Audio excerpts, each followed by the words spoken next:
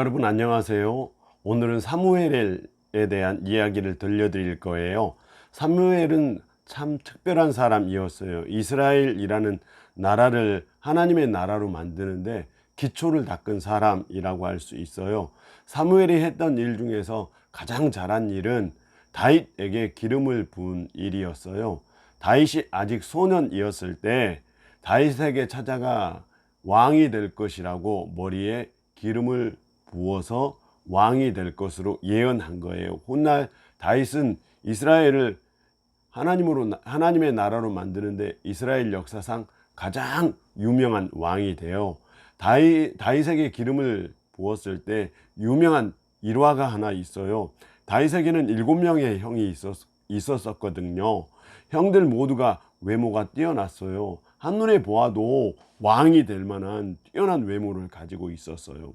그런데 사무엘이 7명 모두 거절을 한 거예요. 그리고 다윗의 아버지 이새에게 이렇게 말했어요. 하나님은 외모로 사람을 보는 것이 아니라 마음의 중심을 보신다. 그리고 말한 이후에 다윗의 아버지 이새에게 아들이 또 없냐고 물었어요. 다윗의 아버지 이새는 들에서 양을 치는 막내 아들이 있다고 대답을 한 거죠. 그리고 그 아들을 불러오라고 사무엘은 말을 합니다. 다윗이 집에 들어왔을 때 다윗을 보고 깜짝 놀랐어요. 형들에 비하면 체구가 왜소했고 왕이 될 만한 외모는 아니었어요. 그런데 다윗이 집에 들어오는 모습을 보고 사무엘은 한눈에 알아보았어요. 장차 이스라엘을 다스릴 왕이 될 것이라는 것을. 다른 사람들은 사람을 외모로 평가하지만 사무엘은 사람의 내면을 보는 눈이 있었거든요. 그래서 사람을 내면으로 보니까 다윗은 빛나는 얼굴, 맑은 눈을 가지고 있었어요. 그래서 다윗에게 기름을 부어 장차 이스라엘을 다스릴 왕이 될 것이라고 예언을 합니다. 그런데 어린이 여러분, 여기에서 놀라운 사실이 하나 있어요. 사실 사무엘은 사람이 왕이 되어서 이스라엘이라는 민족을 다스리는 것을 원하지 않았어요. 왜냐하면 하나님께서 이미 이스라엘을 다스리는 왕이 되었기 때문입니다. 사무엘이 태어날 때 일이에요. 사무엘의 아버지에게는 아내가 둘이 있었는데 분인나와 한나라는 아내가 있었어요. 분인나는 자식이 있었고 한나는 자식이 없었어요. 자식이 많은 분인나가 한나의 마음을 속상하게 한 거죠. 그래서 한나는 예배당에 가서 눈물로 기도를 했어요. 얼마나 정말로 많은 눈물로 기도를 했는지 엘리 제사장이 보니까 한나가 술 취해서 기도하는 술 취한 사람처럼 보인 거예요. 그래서 엘리 제사장이 한나에게 가서 말했어요. 술 취해서 예배당에 와서는 안 됩니다. 그랬더니 한나가 대답을 했어요. 엘리 제사장님, 제가 술에 취해서 예배당에 온 것이 아니라 마음이 너무 아파서 예배당에 온 거예요. 저는 자식이 없어서 너무나 가슴이 아파요. 라고 대답을 한 거예요.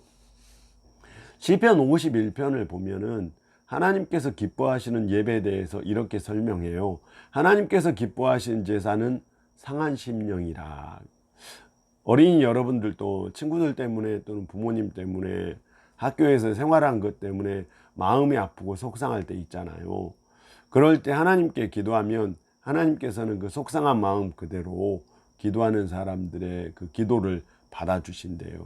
한나가 눈물 콧물 흘려가면서 기도했더니 하나님께서 한나의 기도를 들어주신 거예요. 그래서 아들을 낳았어요. 그 사람이 바로 오늘의 주인공 사무엘이랍니다. 하나님께서 한나의 기도를 들어주셔서, 다시 말해서 한나에게 큰 은총을 베풀어 주셔서 아들을 낳은 거잖아요.